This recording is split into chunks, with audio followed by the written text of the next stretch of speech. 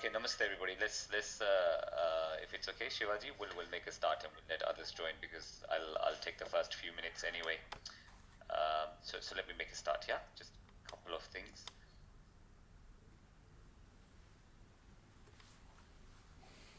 So let me just bring up my screen so I can see you all.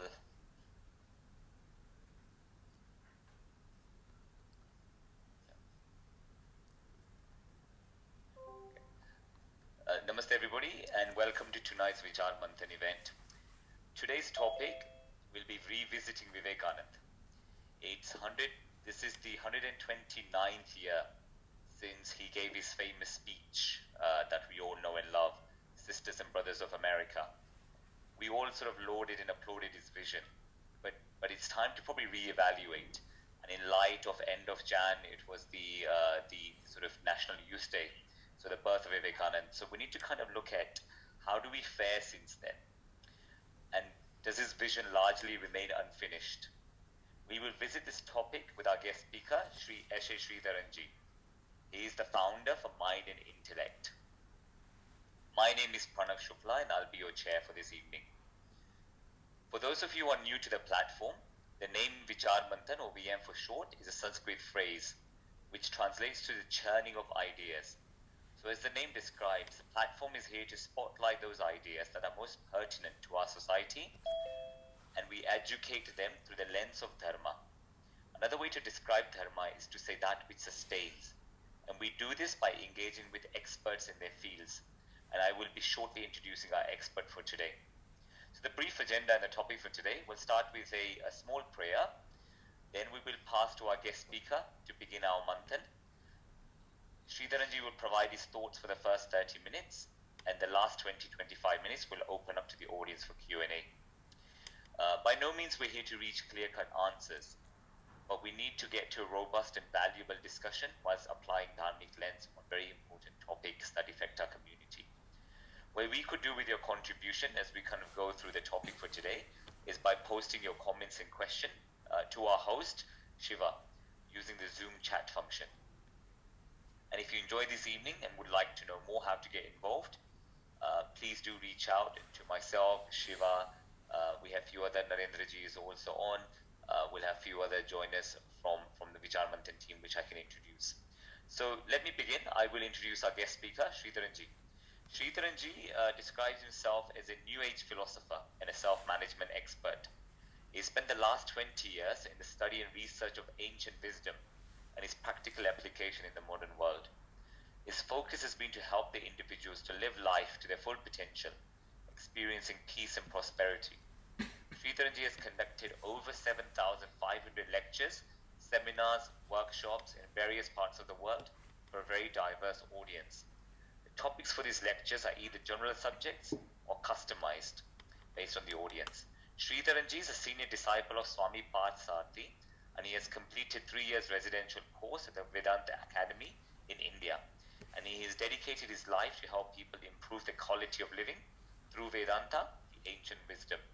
He's addressed the World Bank, entrepreneurs, organizations, Deutsche Bank, HP, Ernst & Young, Airtel, Bharti, Charles Vogel, to name a few. He's also been to the Vedanta faculty for a period of 2 years in the Himalayas. So with that, I will pass on to Sreedharanji for his opening remarks for circa 30 minutes. Thank you, Sreedharanji. Yeah, just a minute, like Krishnendu is joined. Oh, so brilliant. Thank you. Sorry, Krishnenduji. So Krishnenduji, if I can please request you to start us off with a small prayer. Namaste. Shuklam Bharat Shashivarnam Chaturbhujam Prasannavadanam Dhyayi Sarvavigno Vashandhage. Thank you, Krishnenduji. And I will now pass on to Sreedharanji for his opening remarks. All my lectures, we also start with a prayer. Thanks, Pranav and Mr. Siva. Thanks to Prerna for all the efforts. Shall we also start with another prayer, which we normally do? Just a minute. Sure. Gently close your eyes.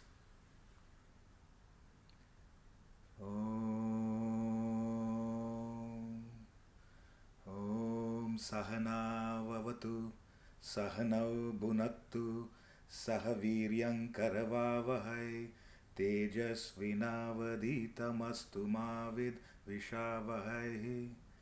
Om Shanti Shanti Shanti.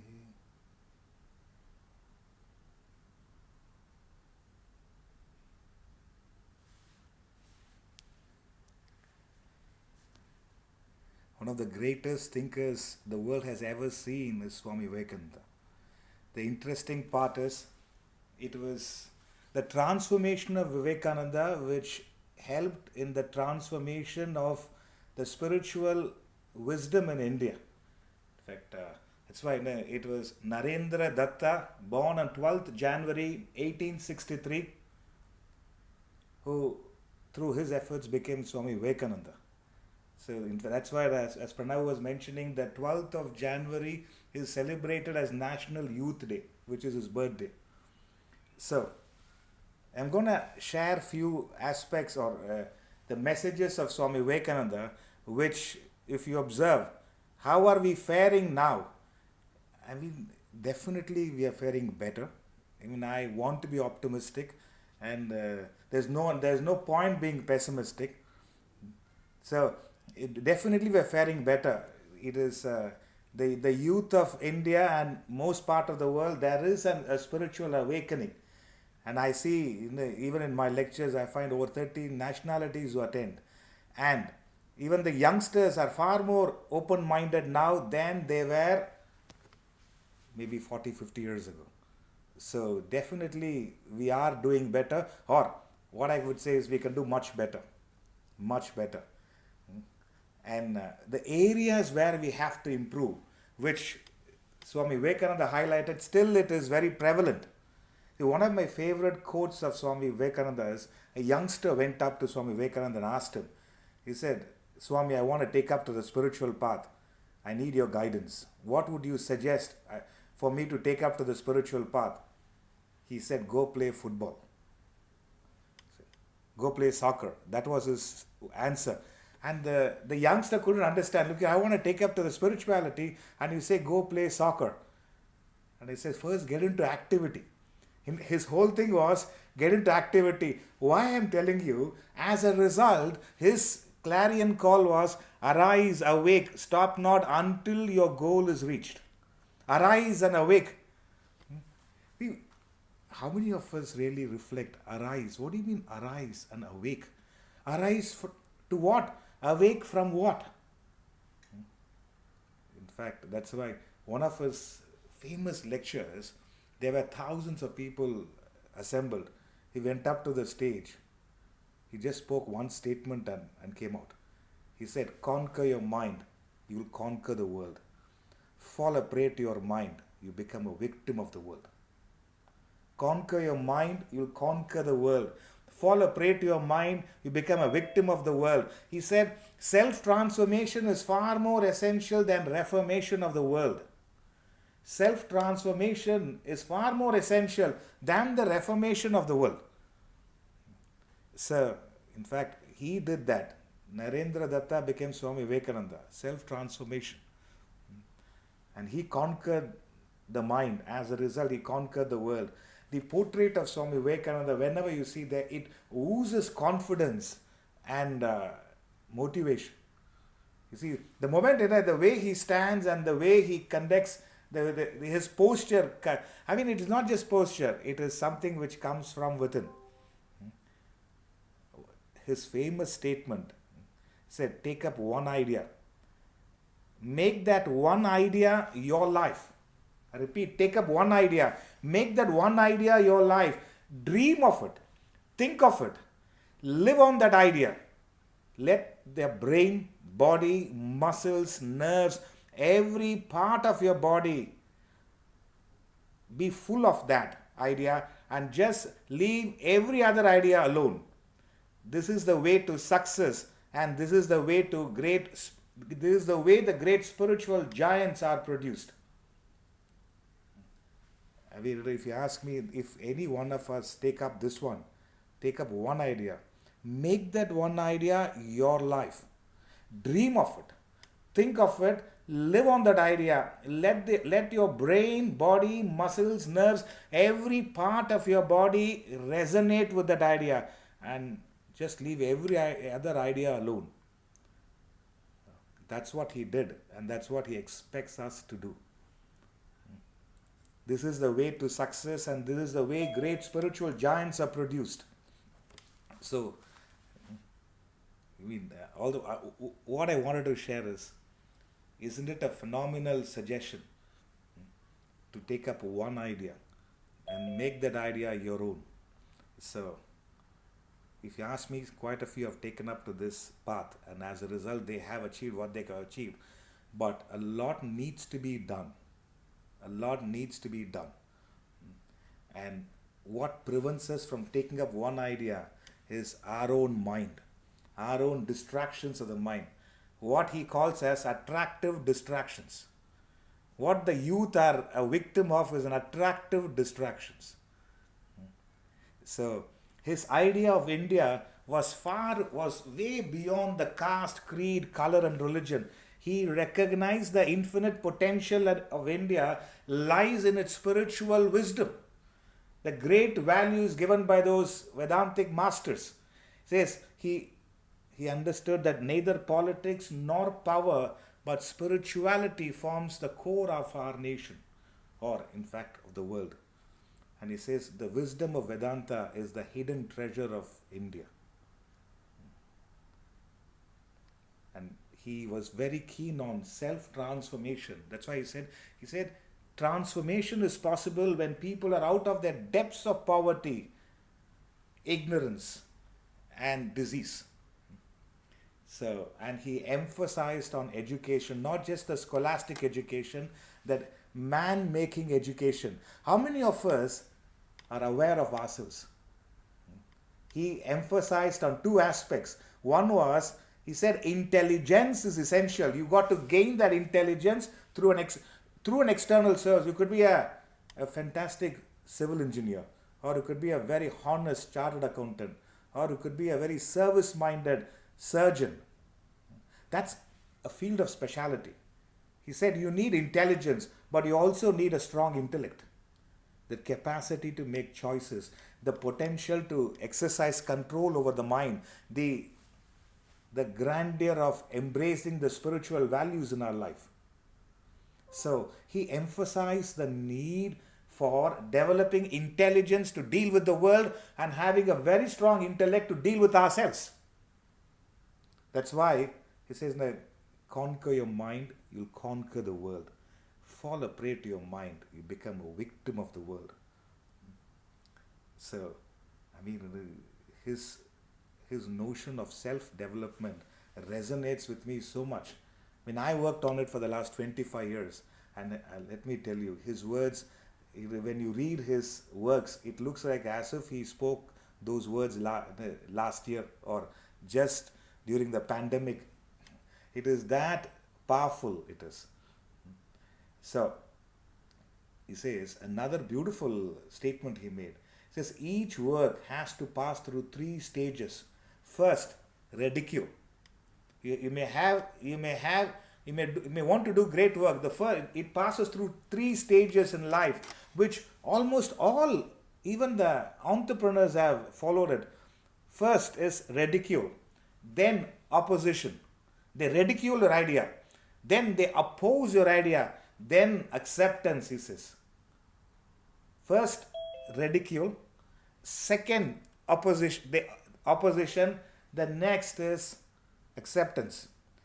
Each man who thinks ahead of his time is sure to be misunderstood. Each man who thinks ahead of his time is sure to be misunderstood. It's interesting. That's why if all our youngsters, if just the fact that I'm standing in one place and you're all sitting in your place and listening to this, somebody thought about it, they would have laughed at it. They have ridiculed it. And finally, the world has come to accept online learning as a necessary platform. So, that's why, And I'm sharing some of his wisdom, which will help us to know where we are and how we can improve from the stage we are in. He said, in a day when you don't come across any problems, you can be sure that you are traveling in the wrong path. In a day when you don't come across any problems, you can be sure that you are traveling in the wrong path. And he said there's only two kinds of people who are who don't have any problems.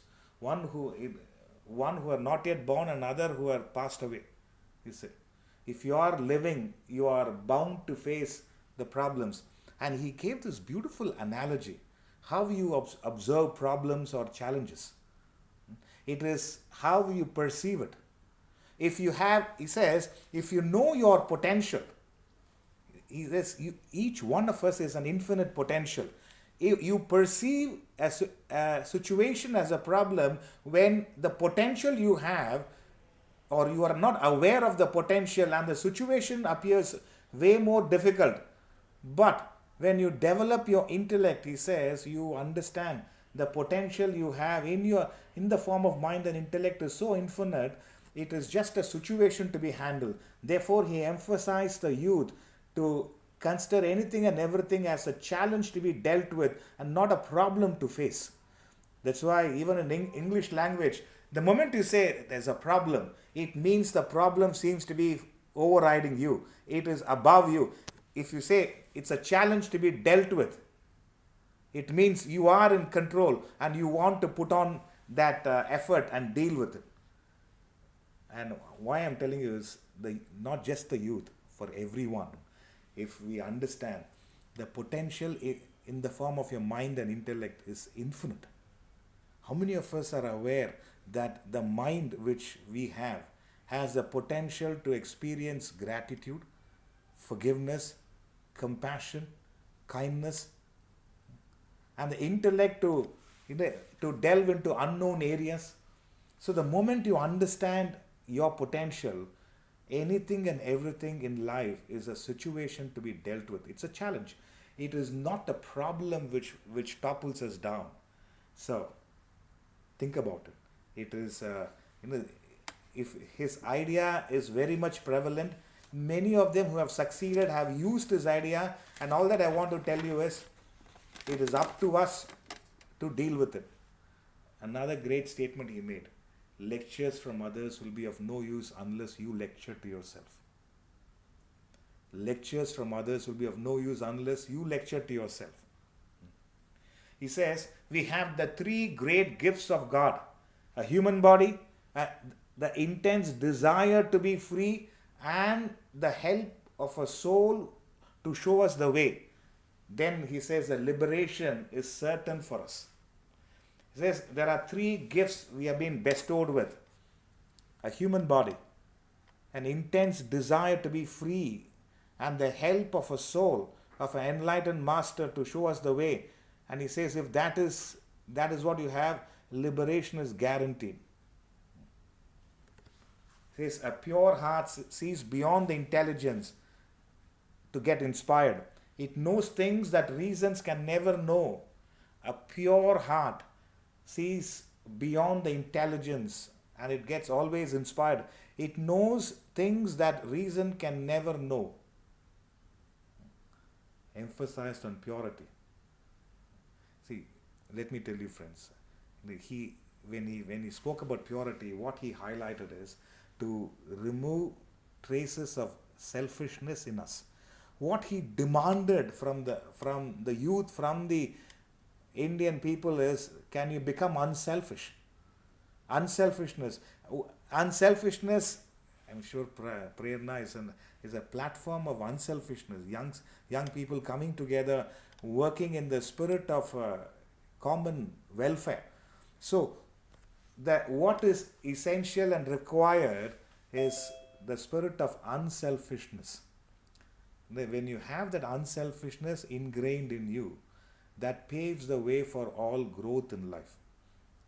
That's why he says, all love is expansion, all selfishness is contraction. All love is expansion, all selfishness is contraction. Love is therefore the only law of life. He who loves lives. He who is selfish is dying. Therefore, love for love's sake, because it is the only law of life. Just as you breathe to live, love is life, hatred is death.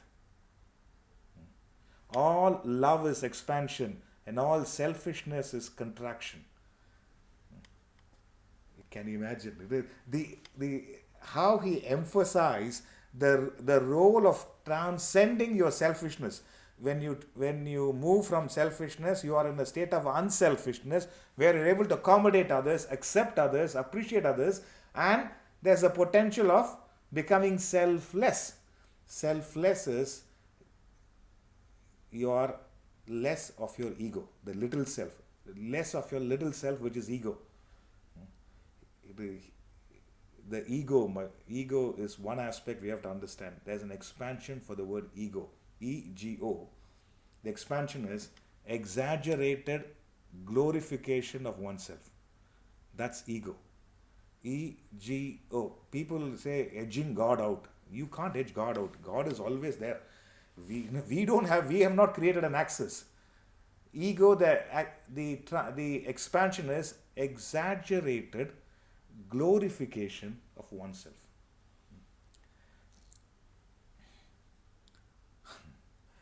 It is that's why love is life, hatred is death.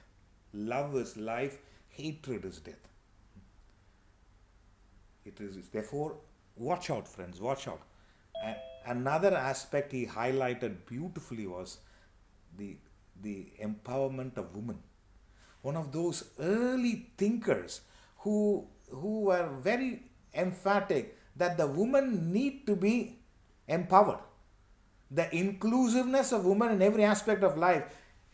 I'm quoting Swami Vivekananda. He said, there is no chance for the welfare of the world unless the condition of the woman is improved.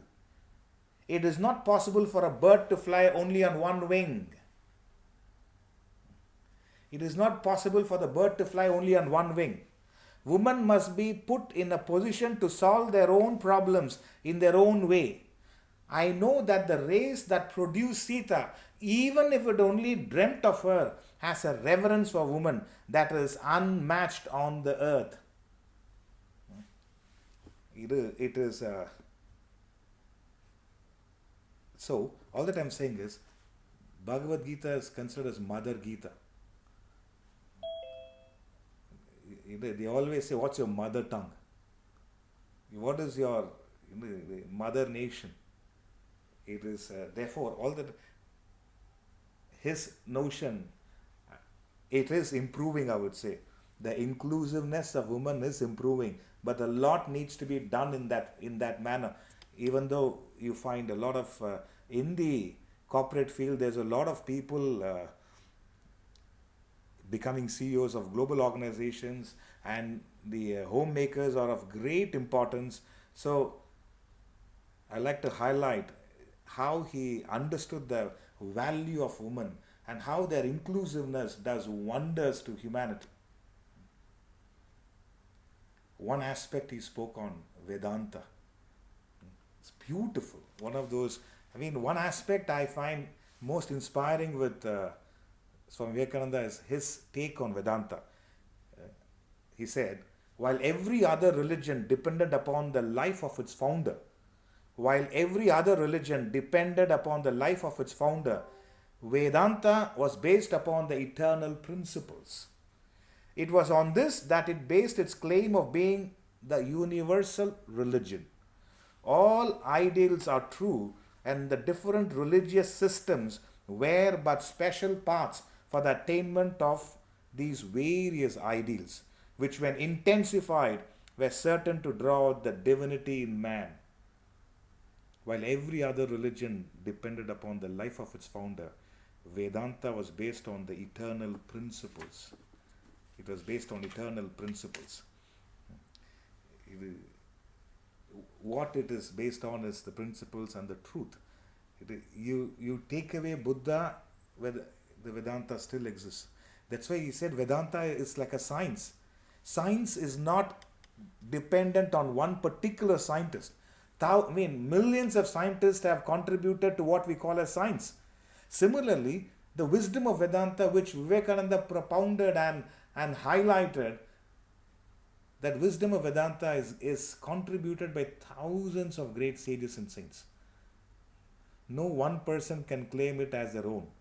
What Vedanta stands on its truth.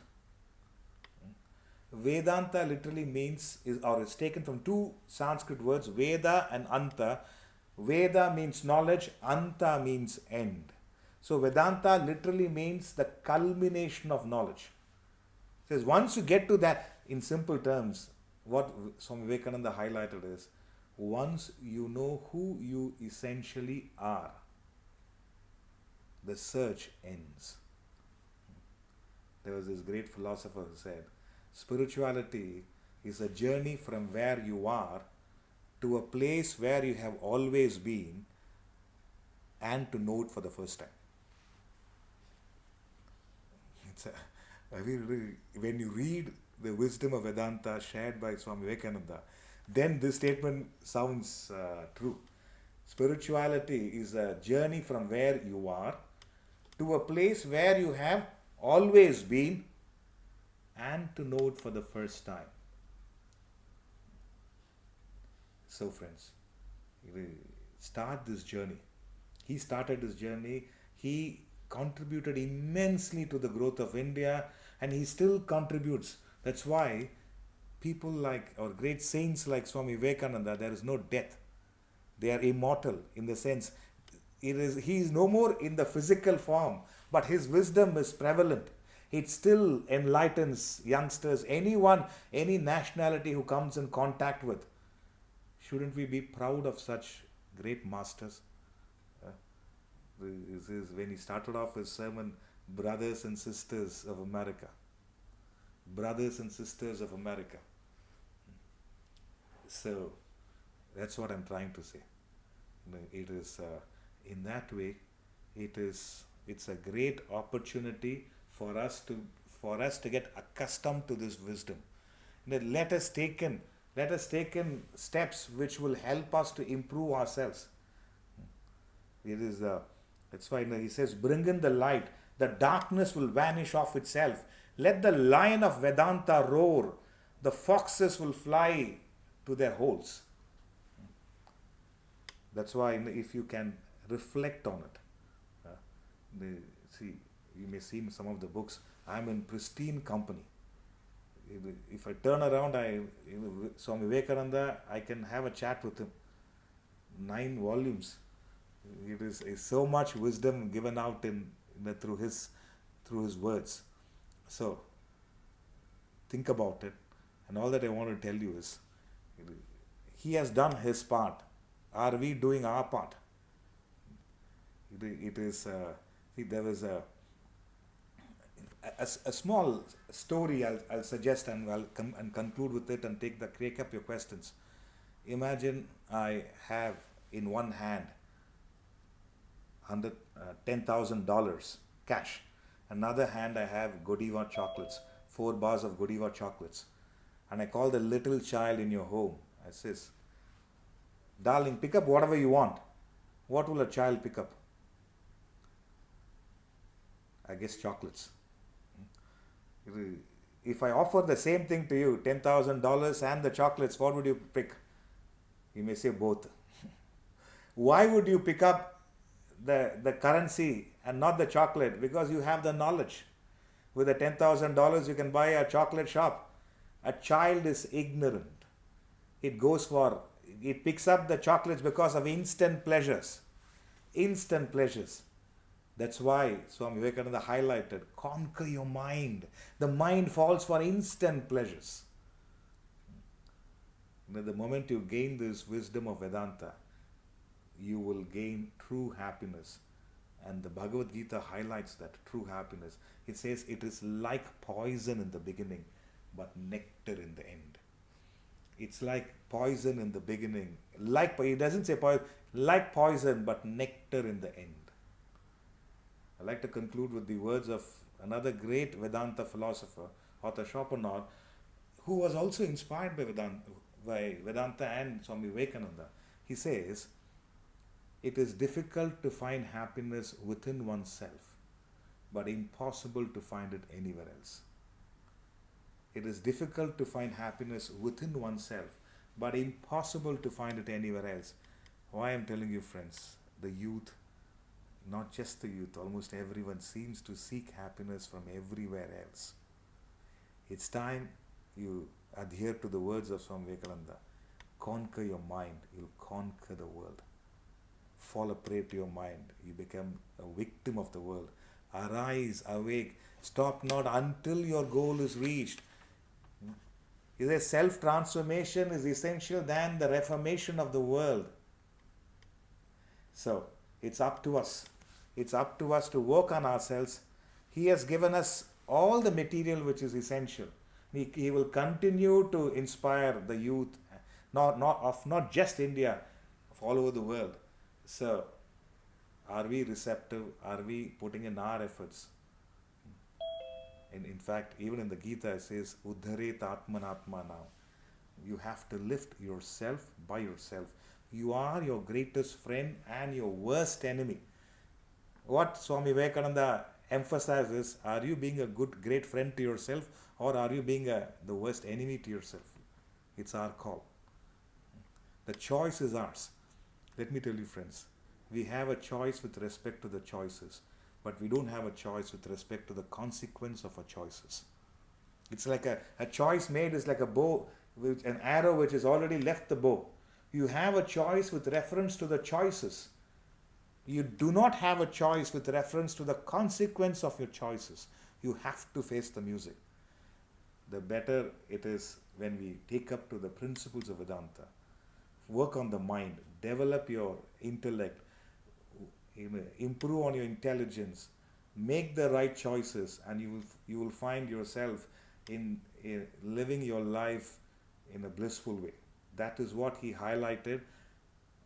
Those who align to his wisdom have been living that way in a beautiful manner. Those who are not aligning to it, they have to face the music. So think about it. I think half an hour Pranav gave me the time. So Thank you, Sreedharanji. That was really insightful. So what I'll do, I will start with few questions first, and then we'll open the floor up for the other audiences. right. So Sreedharanji, let's thank you for that very insightful talk. Personally, for you, what part of Vivekananda's life or story really resonated? How did you get drawn in by Vivekananda? What was it about his life or a story that really chimed or resonated with you? In fact, various stories, but his adherence to his Guru, Swami Ramakrishna Paramahamsa, his conversation, how the Ramakrishna Paramahamsa had an impact on Narendra, not on. He asked Ramakrishna Paramahamsa, have you experienced God? To which Ramakrishna Paramahamsa gave the answer. He says, I have experienced God in the same way I am experiencing you. In fact, that stunned Narendra. He said, I have experienced God in the same way I am experienced you. And Swami and Ramakrishna Paramahamsa was tough on him, but his bhavana towards his Guru was so beautiful, so pure, and that is what transformed Narendra into a Swami Vivekananda. And the second aspect, he always emphasized on rising above weakness. Whenever he saw youth being weak, being powerless, he spoke. He were trying to motivate them. He says, I remember one of his statements. He says, anything that makes you weak physically, intellectually, spiritually, reject it as poison. Said the world is a great gymnasium where we come to make ourselves stronger. He says, anything that makes you weak physically, intellectually, spiritually, reject it as poison. World is a great gymnasium where we come to make ourselves stronger. That's why whenever you feel low or out, you understand it as world is a great gymnasium where you go there to make yourself stronger, and you can't do it once in a fortnight. If I, you have to do it on a daily basis. He used to say, face what you fear. In fact, that's why all the portraits of Swami Vivekananda, you see him upright. You will never see him sulking. You will never see him like this. It is, I don't know what to do. It always, there is strength and confidence in his voice. So, that's the reason you will find many places, especially Kolkata, you go, almost every house has a portrait of Swami Vivekananda. Every house, Swami Vivekananda and Ramakrishna Paramahamsa. Like if you have been to Belur Mutt, you see his room, it looks like any other room. But what changed was the way he approached life. So, Swami Vivekananda has been one of the greatest influence in my life. It made me take up to the path of Vedanta. And I tell you, it resonates with me so much. He says he used to say, it has been the solace of my life and it will be the solace of my death. So there are many, many instances and incidents. So fortunate and grateful for the wisdom he shared with every one of us. That's what I would say. Thank you. So you mentioned a specific quote saying, take up one idea, make that one idea your life, think of it, dream of it. And if this question comes from Shiva. There's so many ideas, there's so many things to aspire to, so many things to live up to. How does one go selecting one idea to live by? Right.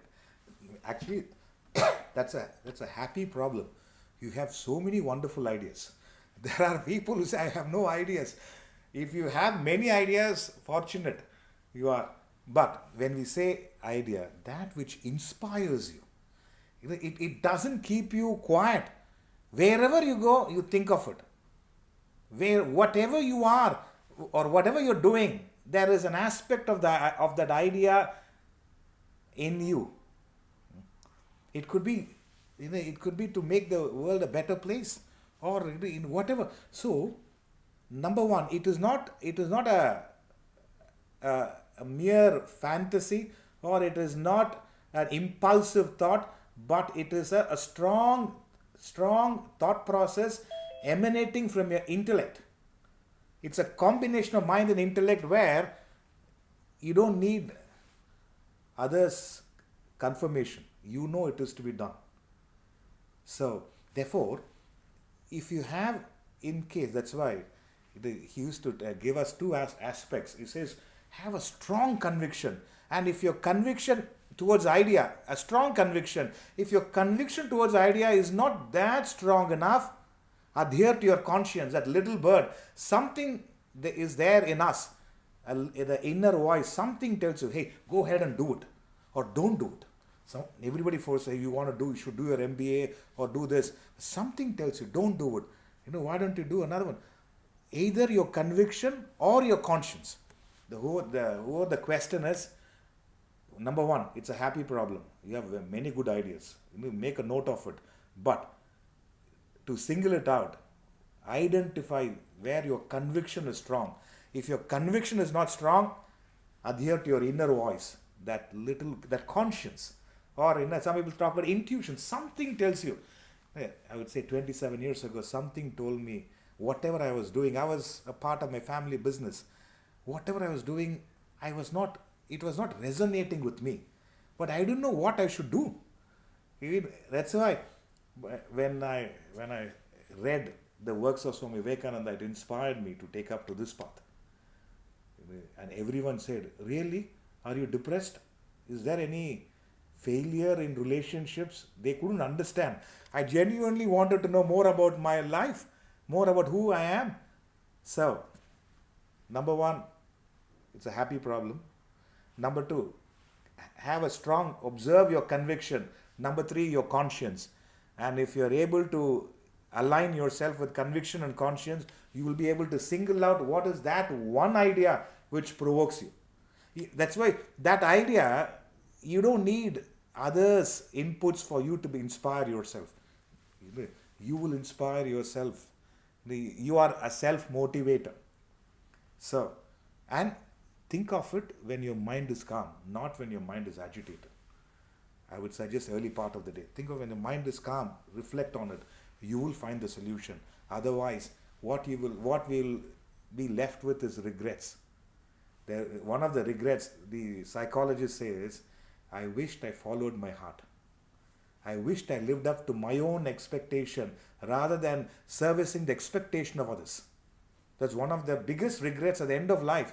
I wish I lived up to my expectation. I wish I followed my heart rather than living up to others' expectation of me. I hope it answers. Yes, it does. It does. Thank you. I've got a few more, but let me see if anybody from the audience would like to sort of go off mute and if they have a question for you.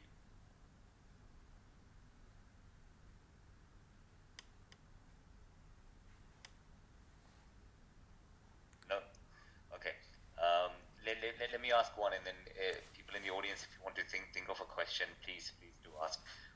So it sounds like I think what I hear you say is, take up an idea where your conviction is at and try and follow that path. Right.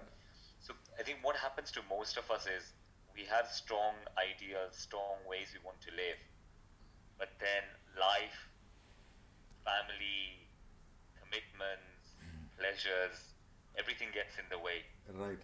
So how do you build a character that will allow you to walk on that path despite lots of other temptations and things and ups and downs? See, this is where the mind becomes stronger, number one. That's why the temptations. Number two, what will others think of me? Number three, the fear of failure. Number four, we don't have enough inputs. See, you find those. See, what it means is your intellect is not strong enough. You are not yet fired by that idea. Once you're fired by that idea, nobody can stop you. So, what I would suggest is associate with the right people. It is, don't associate with people. Pranav, be careful. Huh? Be careful. It is not idea is good, but it is not that easy. So, associate. The great Adi Shankara gives this suggestion: Satsangatve Nisangatvam. The growth happens with the right satsang. Satsang doesn't mean bhajans or the association of thought at all. Whatever way you associate with the world, let that be a source of evolution, inspiration. So, understand, it's the mind which is deviating. The more and more you develop your intellect, it zeroes in. It will not give up on that idea. So, in all that I'm saying, keep working on your intellect. Enhance your value systems. Enhance your value systems. Distractions will be there, but let it not become your attractions. It is not easy, but if you ask me, there's no other way. No other way. Keep reflecting on it. Keep working on yourself a little more. The more you get distracted by the opinions of others or the attractions of the world, this idea fades away. After 20 years, they think, I also had that idea, but I didn't pursue it. At times, if you get into this state, it's now or never. I remember when I was 23, 24, if I don't take up to the spiritual path, it's now or never. I may get married.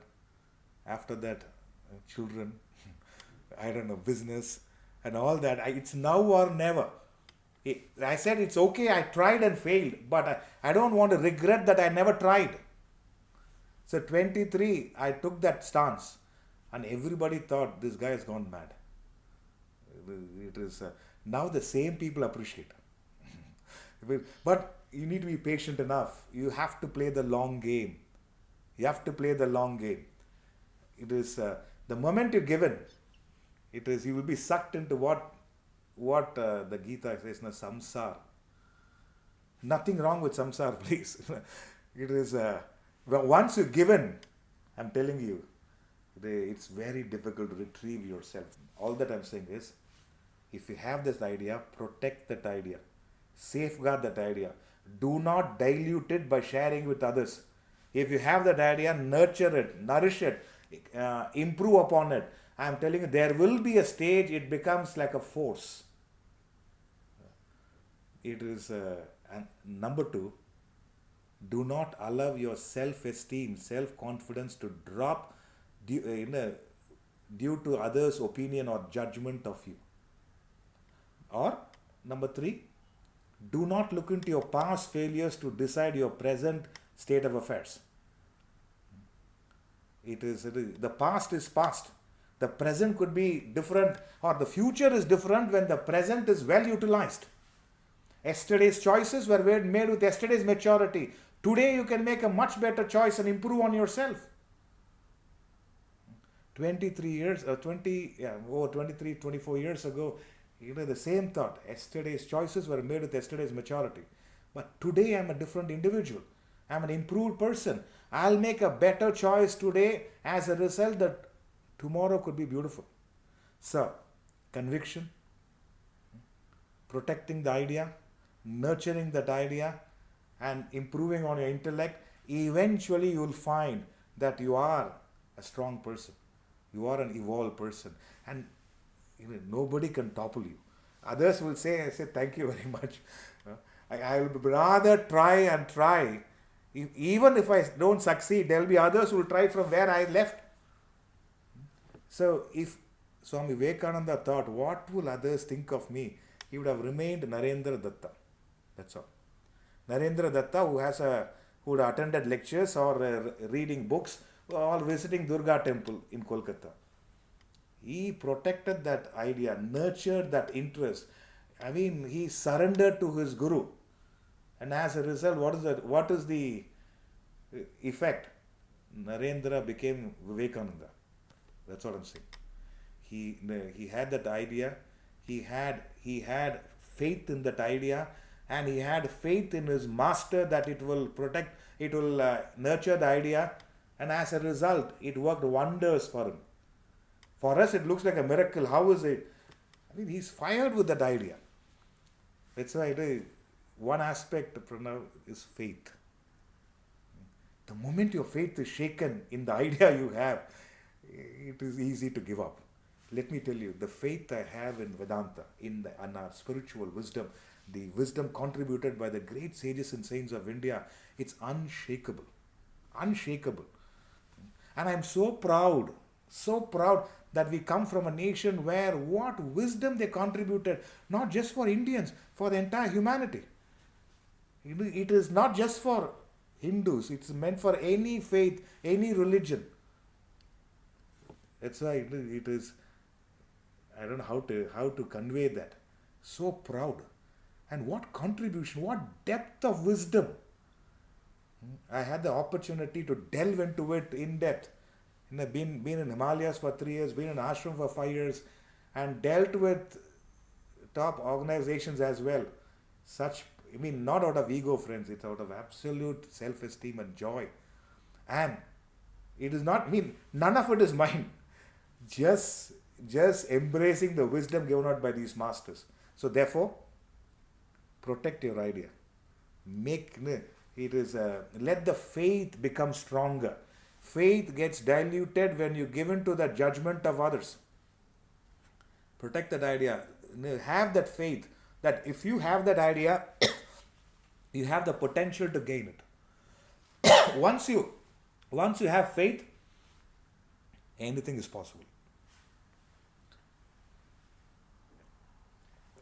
Thank you for that insightful thoughts.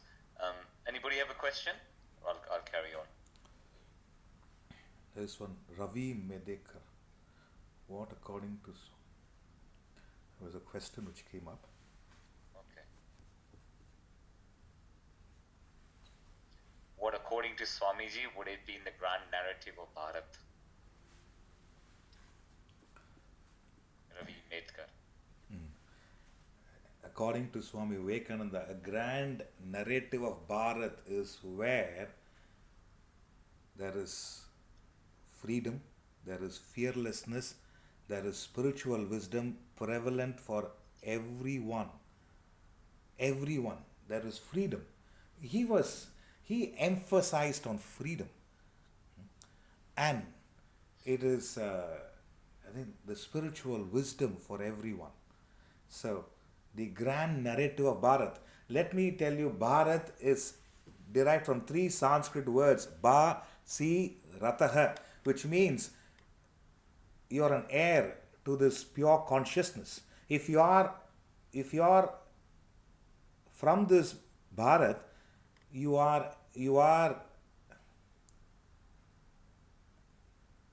belong to this place where you can embrace the pure consciousness.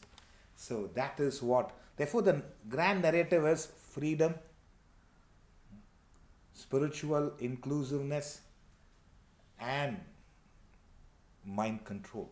That will be the grand narrative according to Swami Vivekananda. He was so powerful on mind control, not to give in to the mind, but to control and transcend the mind. I hope it answers Ravi. Thank you. Narendraji, you have a question?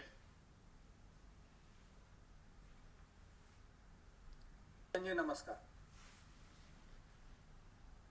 Yes. Can you hear me? Yeah, I can hear you. Yeah, Sreedharanji, they say Swanta Sukhaya, your end lies within your happiness. Come again. They say Swanta Sukhaya, your end lies within your happiness. How this is different between selfish or self-engrossed? What was the second term you mentioned? It is? What is the translation of that? Swanta Sukhaya. Okay. There is a song also, दूसरों की जय से पहले खुद को जय करे. Okay. So how is different than being selfish or self-engrossed? I don't know what context you are mentioning. Selfish is me, mine, and myself. Correct. Unselfish is I am able to accommodate the interests, the needs of others, including myself. So that's why he says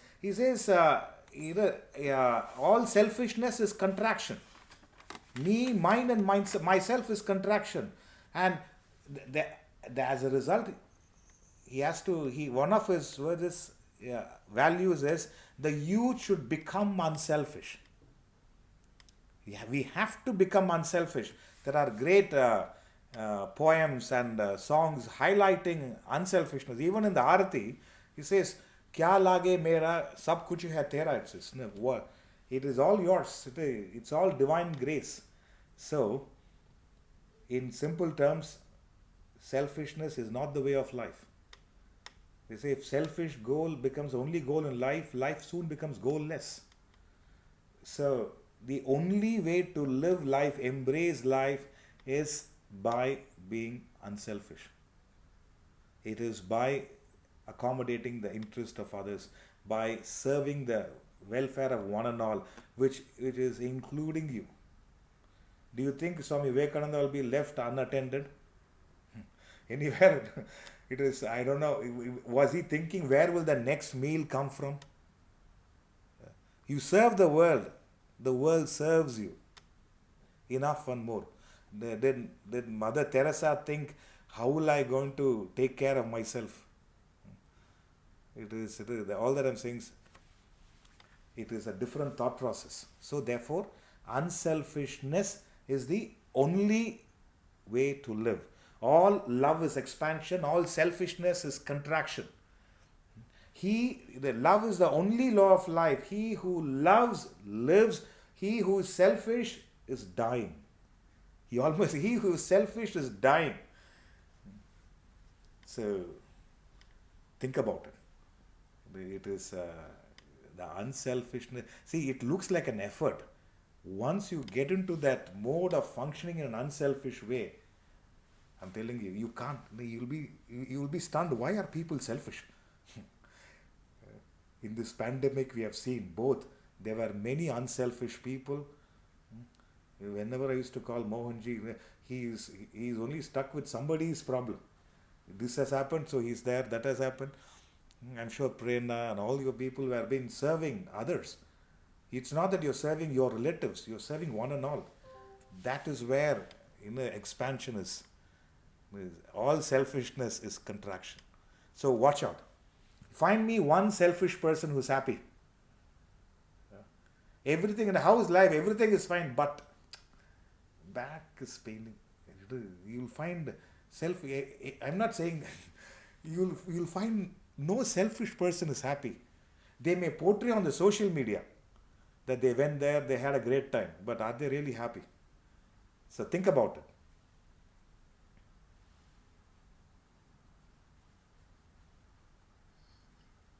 Okay, thank you. Very insightful. Any last questions, thoughts, comments? No? If not, I would like to thank Sreedharanji. What we will do, I will just kind of wrap up with few thoughts and we will pass to Abhi for the Shanti Mantra, if that's okay. Any last thoughts, Sreedharanji, from you before we sort of move towards closing?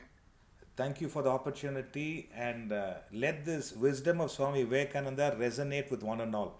In whatever way it's possible, we should make his wisdom available to one and all, because what he spoke is on the mind, is for the humanity, not just for one section of people. One of the greatest contributions our country Bharat has made to the world. So I've been spearheading on that wisdom to the extent possible. If more people join hands, you can imagine what a world we can make. So that's why I say life can be beautiful, or life is beautiful. So thank you for the opportunity, and wishing you all very well in the future events. Thank you. What a perfect place to end today's Manthan as we reflect on the teachings of Vivekananda. And thank you, Sreedharanji, for really highlighting them, bringing them to life. It's been our pleasure to have you on the Vichar Manthan platform, and we hope to see you again in the near future. I would encourage each of us to take some of these thoughts, quotes, comments that Sreedharanji has shared with us, with our friends, our family, our communities, and to keep this conversation alive after we log off tonight. You can also continue the dialogue with us. Please do reach out to Shivaji, Abhijitji, Narendraji, myself. We are the Vichar Manthan team. And we hope to host you again roughly in a month's time. Before we wrap up, I would invite Abhijit to do Shanti Mantra, and then we can sort of do our final vote of thanks. Abhijit, over to you. Om Sarve Bhavantu Sukhinah Sarve Santu Niramaya Sarve Bhadrani Pashyantu Ma Kaschit Dukkhavat Bhavet. Om Shanti Shanti Shanti. Thank you, Abhijit. Thank you, Sreedharanji, and thank you to everybody who took their time from their life to spend some quality time reflecting on Vivekananda. I'm sure we're not the last generation that is revisiting Vivekananda. I'm sure many generations after us will continue to do the same. And I look forward to seeing you again in a month's time. Namaste. Namaste. Thank you.